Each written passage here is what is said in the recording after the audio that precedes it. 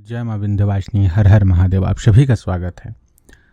पितृदोष हो या किसी भी प्रकार का अभिचारिक दोष हो, सदैव से इस विषय का ध्यान रखना चाहिए कि हमारे घर का जो मुख्य देहरी होता है, जो मुख्य दरवाजे की चौखट होती है, उसका अत्यंत अत्यंत विशिष्ट महत्व होता है। आज के समय में घरों से चौखट पूरी तरीके से विलुप्त हो चुकी है, लेकिन यह आपको जानना चाहिए कि चौखट ही वह स्थान है जिसके माध्यम से घर के पितृ और घर के रक्षक देवता जो भी होते हैं, उनको उस स्थान के माध्यम से कहीं न कहीं दिव्य ऊर्जाओं की प्राप्ति होती है।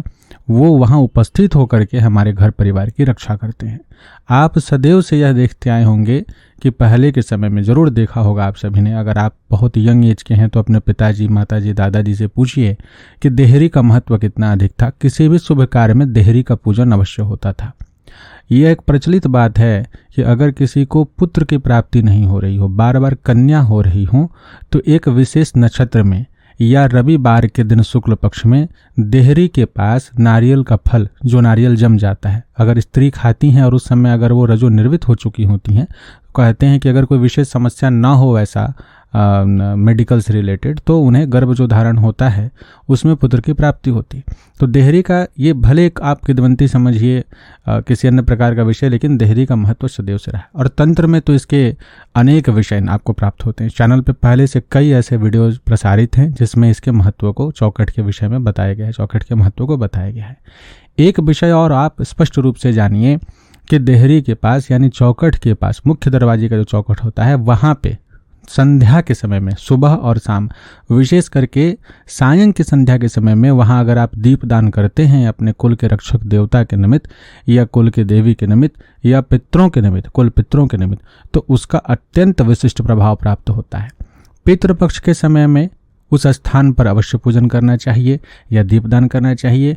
अगर जीवित पुत्र का व्रत आपके यहाँ माताएं करती होंगी जो कि पुत्रवती हैं, संतानवती हैं, तो आप देखिए यह विषय प्रचलित है। अगर उनकी सास नहीं है तो चौखट पर ही माड़ चढ़ाया जाता है। कहा जाता है कि पितृपक्ष में अष्टमी तिथि के दिन जो सासू माँ होती हैं, घर की कुल वधू की जो सास जिनकी मृत्यु हो गई हो, वो उस दिन आती हैं और उनको वहाँ पे माड़ चढ़ाया जाता है। ये एक प्रचलित विषय है। तो भाई चौखट का महत्व सदैव से है।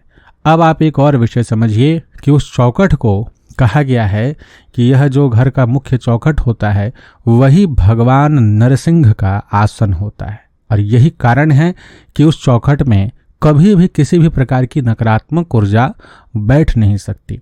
और यह भी कारण है कि कभी भी चौखट के ऊपर पैर रखने से मना किया जाता है। ये सबसे बड़ा कारण है। लोग नहीं समझते हैं, इसको उपहास का विषय बना देते हैं, वहीं बैठ जाते हैं।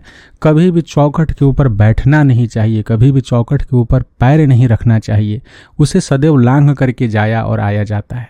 और यह कारण रहा है एक समय तक कि जो बड़े बुजुर्ग हुआ करते थे हमेशा से मना करते थे कि उस जगह बैठ करके सोचिए मत, उसके ऊपर मत बैठिए, कभी भी उसके ऊपर पैर मत रखिए। आज के समय में तो चौखट ही नहीं है, तो लोगों को पता कहाँ से चलेगा कि उसके ऊपर पैर नहीं रखा जाता। और जिनके यहाँ है उनके यहाँ पैर रख के लोग जाते आते हैं। मंदिर में कभी भी, मुख्य गर्भगृह या कहीं भी आप जाते हैं, जहाँ जहाँ चौखट बना हो, आप अधिकतर मंदिरों में देखिएगा, विशेष करके दक्षिण भारतीय मंदिर आदि में तो जरूर ही देहरी का पूजन, चौखट का पूजन वो अवश्य करते हैं। चौखट को धोना, उस पे इत्र आदि सुगंधित रूप से जो जितने भी सुगंधित पदार्थ होते हैं उसका लेपन करना, उसको पुष्प आदि से श्रृंगारित करना, तब जाके उसके ऊपर दीप प्रज्वलन करना, ये आपके दक्षिण भारतीय मंदिर में अधिकाधिक रूप से देखने को मिल जाएगी। और यही चीज़ किसी समय में प्रत्येक सनातनी के घर में जिनके यहाँ चौखट हुआ करता था वो करते थे। जिनके यहाँ कच्चे जो मकान होते थे वो गोबर से लीप करके, सुगंधित करके वहाँ पे धूप दीप जलाया करते थे, क्योंकि वो स्थान भगवान नरसिंह का माना गया है। शाम के समय में अवश्य वहाँ पे दीप प्रज्वलन हुआ करता था। और यह सबसे बड़ा आपके रक्षण का कारण बनता है। चौखट अगर घर पे हो और उसका अगर सेवा किया जाए, उनकी पूजा की जाए, तो उस स्थान पे भगवान नरसिंह से संबंधित तत्व उपस्थित रहते हैं और रक्षा प्रधान देवता वहाँ उपस्थित होकर के उस घर की रक्षा करते हैं। इसलिए अगर आप घर बनवा रहे हैं, बनवा चुके हैं, आपका अपना घर है, चौखट नहीं है, तो उस स्थान पे, उस घर में मुख्य द्वार पे चौखट आप अवश्य लगाएं। और घर में जो कोई भी आपके बच्चे हों, आप अगर घर के सबसे बड़े हैं तो उन्हें इस विषय से अवगत कराइए, ताकि आने वाली परंपरा, आने वाली जो वंश है आपकी, उन विषयों के विषय में जानकारी रखे कि भैया चौखट का महत्व क्यों है और वहाँ पे क्या क्या हमें करना चाहिए। जब कभी भी चौखट से संबंधित विषय उठता है तो अभिचार का विषय अवश्य उठता है। चौखट जहाँ नहीं होता है ना, वहाँ नकारात्मक शक्तियों का प्रवेश बड़ा आसान हो जाता है। देहरी ना होने का एक सबसे बड़ा आपका नेगेटिव पॉइंट ये है। जब कभी भी अभिचार होता है तो 3 शक्तियां सबसे पहले ऐसी होती हैं जो कि आपके ऊपर किए जा रहे अभिचार को, विशेष करके अगर आप गृह में उपस्थित हैं या आपके गृह के ऊपर अभिचार किया जा रहा है तो रोकती हैं। उनमें सबसे पहला होता है, अगर आपके घर में किसी भी, अगर घर के सामने में स्थान है और वहाँ पे आपने हनुमान जी का स्थान दिया हुआ है, हनुमान जी का ध्वज को स्थान दिया हुआ है, अगर वीर ध्वज स्थापित है तो उसका उल्लंघन जल्दी कोई नहीं करता है।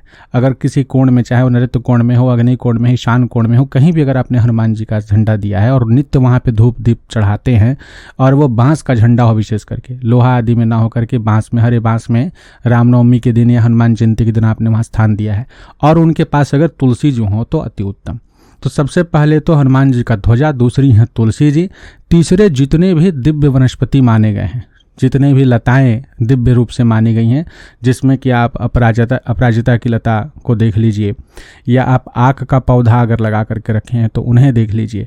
इन सभी को भी, सम्मी जी का वृक्ष अगर आपने लगा के रखा है तो ऐसा जो विषय प्रचलन में लाया गया है कि सम्मी जी का वृक्ष, आक का वृक्ष घर में नहीं लगाना चाहिए, तो वो एक अलग विषय है। उसमें कारण यह बन जाता है कि उसके लिए थोड़ी बालू की मात्रा अधिक होनी चाहिए। सामान्य मिट्टी में वो बहुत ज़्यादा नहीं जमते हैं तो दोष लगता है। लेकिन यह कहना कि ये केवल इसमें नकारात्मक शक्ति आएंगी, भैया ये देव वृक्ष है, इसमें नकारात्मक ऊर्जा नहीं प्रवेश करती हैं। सम्मी जी साक्षात शनि देव के स्वरूप माने गए हैं, काल के स्वरूप माने गए हैं। हाँ, कांटेदार पौधा होता है, उसमें थोड़े बहुत कांटे होते हैं लेकिन उसे कोई नकारात्मक प्रभाव नहीं पड़ता। उसकी जगह आप कैक्टस के पौधा लगा देते हो तो कैक्टस तो साक्षात उस पर प्रेत शक्ति का वास एकदम 100% उस पर रहेगा। अगर आपके घर में कांटेदार पौधे बहुत फल फूल रहे हैं और उनके साथ में आप भी बहुत फल फूल रहे हैं तो देव कृपा नहीं है। आप ये मत सोचिए कि अरे आप तो गलत बोल रहे हैं, हमारे यहाँ तो कैक्टस बहुत सुंदर सुंदर फूलता है, बहुत बड़ा बड़ा होता है, उसमें पुष्प तक उगाते हैं और हमारे यहाँ धन संपदा की कोई कमी नहीं है, किसी को कोई बीमारी नहीं। भाई वो वहाँ के पहले वो आसन बना रहे हैं, वो प्रेत निशाचर जो आपके घर में जो भी प्रेत शक्ति होगी वो पहले आपको फुलाएगी, अच्छे से आपको धन धान से संपन्न करेगी और जब लेना शुरू करेगी तो कैक्टस को आप काट के फेंक दो, जला दो, जो कर लो, फिर उसका कुछ उखाड़ नहीं पाओगे आप। ये भी सत्य है। लेकिन अगर देव वृक्ष वहाँ लग रहा है, अगर अपराजिता के लताओं में अगर अपराजिता के पुष्प आ रही हैं, गुड़हल का पुष्प वहाँ लग रहा है, सुगंधित अन्य जो पारिजात आदि हैं इन सभी के पुष्प वहाँ आप लगा के रखे हैं, पेड़ पौधे लगा के रखे हैं, बिल्व वृक्ष आदि है, तो उससे देव कृपा मानिए। इनको कभी मत हटाइए। जो लोग वास्तुशास्त्र के नाम पर कि वास्तुशास्त्र में इन ऐसे पौधे नहीं होने चाहिए और आपने इन्हें सुन करके पहले से लगा हुआ पौधा हटा दिया, तो ध्यान रखिए कि सम्मी जी का वृक्ष हो, आक का वृक्ष हो या तुलसी जी का हो या अन्य, तुलसी जी को तो नहीं लोग छूते हैं लेकिन बाकी वृक्षों को उखाड़ भी देते हैं। ये उखाड़ना आपके जीवन का सबसे बड़ा अपराध साबित हो जाएगा। वहाँ अगर आपके घर से संबंधित कोई देव ने स्थान ले लिया हो, वहाँ आप सुबह शाम धूप दीप कर रहते हैं, किसी के बात को सुन करके कि अगर इसी के चलते हमें समस्या हो रही है, आपने उखाड़ दिया तो आपकी समस्या 100 गुना अधिक बढ़ जाएगी। तो ये जो चीज़ें होती हैं ये रोकती हैं। हनुमान जी का ध्वजा, फिर ये वनस्पतियाँ जो होती हैं वो, और तीसरा जो होता है वो आपका चौखट पर उपस्थित आपकी पितृ शक्तियाँ, आपके रक्षात्मक जो भी कुल की शक्तियाँ होती हैं वो। इन तीनों के बाद ही फिर ब्रह्मस्थान होता है। घर का ब्रह्मस्थान आज के समय में वो भी नहीं। वास्तुशास्त्र को मान करके जो अपने घर से पौधों को उखाड़ रहे हैं वो वास्तुशास्त्र के नियम के अनुसार ब्रह्मस्थान को क्यों फिर इग्नोर करते हैं। ब्रह्मस्थान खाली रखिए। आप पहले के समय में जैसे आंगन बना करता था वहाँ पे सूर्य की रोशनी आया करती थी, वैसा घर बनाइए तो बोलेंगे अब तो जगह नहीं है, मॉडर्न है। तो भैया आधा इधर का आधा उधर का कैसे फिर चलेगा। अपना जिससे लाभ हो सके उसको मान करके आधा शास्त्र को मान लेना, आधा किसी और को मान लेना उचित नहीं है। तो ये ध्यान रखना चाहिए। तो चौखट का अत्यंत विशेष महत्व है।